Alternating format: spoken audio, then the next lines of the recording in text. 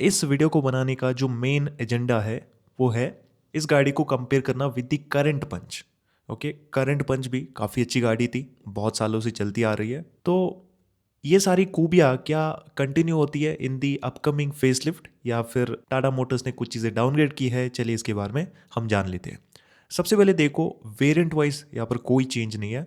Tata Motors ने officially इसको release किया था।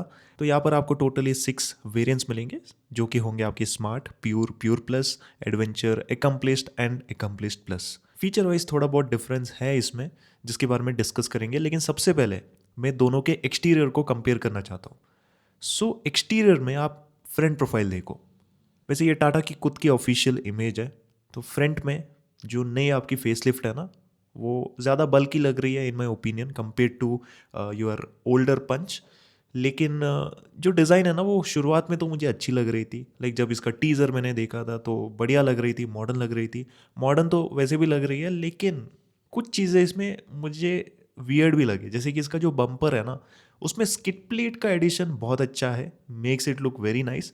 लेकिन ये जो प्लास्टिक वाला पोर्शन है वो कुछ ज़्यादा ही मुझे फील हुआ। लाइक यस, इसको थोड़ा सा ये बल्कियर अपीयरेंस तो दे रहा है, लेकिन थोड़ा सा ऑफ लग रहा है इसका डिज़ाइन। पहले वाली जो पंच थी ना, वो उसमें भी बहुत बड़े बड़े से प्लास्टिक बम्पर्स थे, मुझे बिल्कुल वो पसंद नहीं था। लेकिन फिर भी इससे ज़्यादा वो मिनिमल लगती थी। बस स्किड प्लेट की कमी थी, जो कि इस न्यू वाले फेसलिफ्ट के अंदर उन लोगों ने पूरी कर दी है। इसके अलावा जो हेडलैम्प की प्लेसमेंट है ना, वो डेफिनेटली न्यू वाले फेसलिफ्ट के अंदर ज़्यादा बेटर वे में की गई है।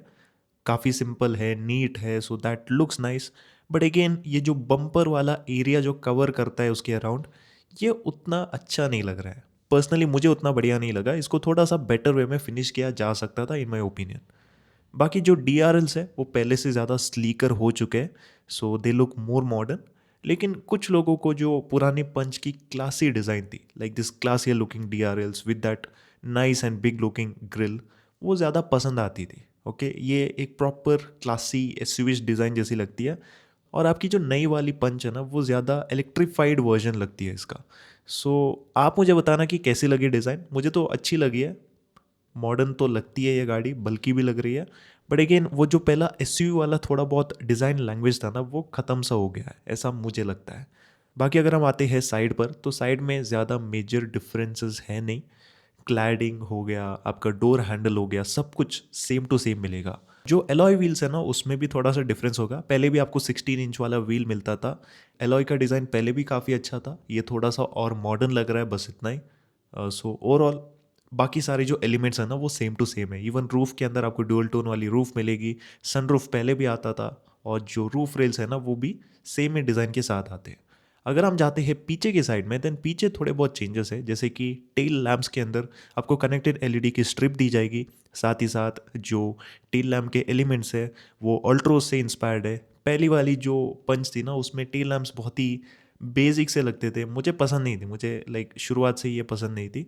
सो इसको थोड़ा सा इम्प्रूव किया है, so it looks more modern, more mature compare to before. That's what I can say. Apart from that, जो बम्पर का डिज़ाइन है ना, वो आपको रिफ्लेक्टर्स थोड़े बेटर वे में डिज़ाइन मिलेंगे। पहले वाले रिफ्लेक्टर्स काफ़ी अजीब से लगते थे, so this time it is going to be good. अगर हम जाते हैं इंटीरियर में, देन इंटीरियर के अंदर भी बहुत ज़्यादा चेंजेस नहीं है। ये जो इंटीरियर है ना, वो आप पहले भी देख चुके हो पंच ईवी के अंदर। सेम ही लेआउट, सेम ही colour combination, same AC vents, same steering wheel. ये डिजिटल वाला टाटा लोगो का स्टीयरिंग व्हील इवन आपने पंच के टॉप मॉडल में देखा था पहले। पंच ईवी के अंदर पहले से आता था, तो सेम टू सेम लेआउट जो है ना, उठाकर इधर भी डाला गया है, जो कि अच्छी लग रही है। मैं इसको पहले ही फील कर चुका हूँ। So it feels premium, it feels up market, at least अगर मैं कंपेयर करूँ with other cars in this segment. बाकी आपको टच वाले एसी के कंट्रोल्स मिलेंगे। ये सेम आपने ऑल्ट्रोज के अंदर, पंच ईवी के अंदर, या फिर जो एक्सपेंसिव आपके कार्स आते हैं टाटा के, उनमें देखा होगा। तो सेम ही सेटअप यहाँ पर भी दिया जाएगा। वैसे मैं इसको इतना ज़्यादा पसंद नहीं करता। प्रॉपर जो नॉब वाली डिज़ाइन पहले आती थी ना, उसमें ज़्यादा फीडबैक मिलता है। ये ज़्यादा स्मजेस भी इसमें आते हैं, so I don't really like it. But it looks good, looks neat. इसके अलावा आपको जो इंस्ट्रूमेंट क्लस्टर है वो भी अगर आप हाई ट्रिम्स लेते हो तो 7 इंच वाला डिजिटल के अंदर ये मिलेगा। So this one also looks pretty nice. ये सेम मैंने रिसेंटली ऑल्ट्रोज के अंदर देखा था, तो इसका जो यूआई वगैरह है ना, वो काफ़ी अच्छा लगता है। जो इन्फोटेनमेंट सिस्टम है वो सेम ही रहेगा। पहले भी पंच के टॉप मॉडल में आपको 10.2 इंच का इन्फोटेनमेंट सिस्टम मिलता था, तो सेम वो यहाँ पर भी कंटिन्यू होगा इन दी हायर वेरिएंट। बाकी लोअर वेरिएंट के अंदर आपको 8 इंच का जो इन्फोटेनमेंट सिस्टम है ना वो दिया जाएगा, जो कि आपने पहले भी देखा था। सो यहाँ पर कोई मेजर डिफरेंस नहीं है। बाकी देखो, आपको पुश स्टार्ट स्टॉप वाला बटन मिलेगा इस बार, कीलेस वाली आपको एंट्री भी दी जाएगी, और जो रिक्वेस्ट सेंसर है ना वो भी डोर पर आपको मिलेगा। जो ओवरऑल सीट की अपहोल्स्ट्री होगी वो थोड़ी सी बदली जाएगी, इसमें आपको ब्लू एंड ग्रेज टाइप वाला फिनिश मिलता है। तो ये छोटी मोटी चीज़ें आपको डेफिनेटली इस फेसलिफ्ट के अंदर देखने को मिलेगी। मेजर जो अपग्रेड मैं मानता हूँ वो होगा सेफ्टी के अंदर। जो आपकी करंट पंच है ना उसके किसी भी वेरिएंट के अंदर आपको 6 एयरबैग्स, ट्रैक्शन कंट्रोल, हिल असिस्ट, ऐसे जो एडवांस सेफ्टी फीचर्स है ना वो मिलते नहीं थे। लेकिन इस बार आपको इस न्यू पंच के अंदर ये सारे फीचर्स बेस वेरिएंट से दिए जाएंगे, which will make it more safer and more value for money compare to before. तो ये एक ऐसी चीज़ है जिसका मैं बहुत टाइम से वेट कर रहा था। और एक और चीज़ जो टाटा पंच के अंदर पहले मिसिंग थी, that was the addition of 360 degree वाला कैमरा। तो वो चीज़ आपको इस बार मिलेगी, और साथ ही साथ आपको ब्लाइंड व्यू मॉनिटर भी मिलेगा। एक चीज़ जो कि मुझे काफ़ी डिसअपॉइंटिंग लगी वो है इसके IRVM। इवन फेसलिफ्ट के अंदर भी आपको ऑटो डिमिंग IRVM नहीं मिलते, नॉर्मल डे नाइट वाले मिलेंगे, विच इज़ वेरी डिसअपॉइंटिंग। तो इसको अपडेट करना चाहिए था। अपार्ट फ्रॉम दैट सारी चीज़ें बढ़िया है। बाकी इंजन ऑप्शंस की बात करूँ तो इस बार न्यू फेसलिफ्ट में आपको एक एक्स्ट्रा इंजन ऑप्शन दिया जाएगा, जिसके बारे में पहले में मैंने बताया था। So this is going to be your i turbo engine, जिसमें आपको 1.2 लीटर का अल्ट्रोस रेसर वाला जो इंजन है ना वही मिलेगा, जो कि प्रोड्यूस करता है अराउंड 118 bhp की पावर एंड 170 न्यूटन मीटर का टॉर्क। इस गाड़ी के साथ इसकी ट्यूनिंग कैसी की जाएगी, परफॉर्मेंस आपको कैसी मिलेगी, that is something which will come to know after driving it. लेकिन याद रखना, इसमें कोई भी ऑटोमेटिक गियर बॉक्स नहीं आता है। It will only get the 6 speed वाला मैनुअल ऑप्शन, जो कि आपने ऑल्ट्रोस रेसर के अंदर भी देखा था। तो ये कंप्लीटली न्यू एडिशन है कंपेयर टू योर ओल्डर पंच। बाकी इसके अलावा जो 1.2 लीटर वाला रेवेट्रॉन इंजन 3 सिलेंडर वाला जो कि पहले चल रहा था वो भी इस बार कंटिन्यू होगा। सेम आपको 5 स्पीड का मैनुअल ट्रांसमिशन, 5 स्पीड का AMT वाला गियर बॉक्स जो है ना वो इसमें भी मिलेगा।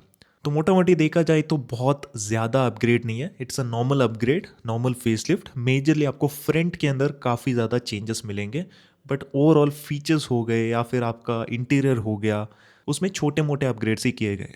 बट हाँ, मेजरली सेफ्टी के अंदर इन लोगों ने काफ़ी अच्छा अपग्रेड किया है पहले के मुकाबले। सो this is something that I really liked. बाकी आप मुझे बताओ कि ये फेसलिफ्ट आपको कैसा लगा, स्पेशली डिज़ाइन वाइज आपकी क्या ओपिनियंस है इसके बारे में ज़रूर से बताना कमेंट सेक्शन के अंदर। तो चलिए इस वीडियो को यहीं पर सम अप करते हैं। अभी कुछ दिनों में ये गाड़ी लॉन्च होगी ऑफिशियली फ्रॉम दी टाटा, तब जाकर आपको इसकी प्राइसिंग और जो सारी ऑफिशियल चीज़ें हैं ना वो आपको खुद पता चलेगी। और अगर मुझे मौका मिलता है to review this car in upcoming days, then definitely मैं इसका एक प्रॉपर डिटेल रिव्यू दूंगा, कंपैरिजंस भी करूंगा। अगर आपको वो सारी चीज़ें देखनी है then make sure to subscribe to the channel. तो इसी के साथ चलिए मिलता है आपसे अगली वीडियो में, तब तक के लिए goodbye and take care.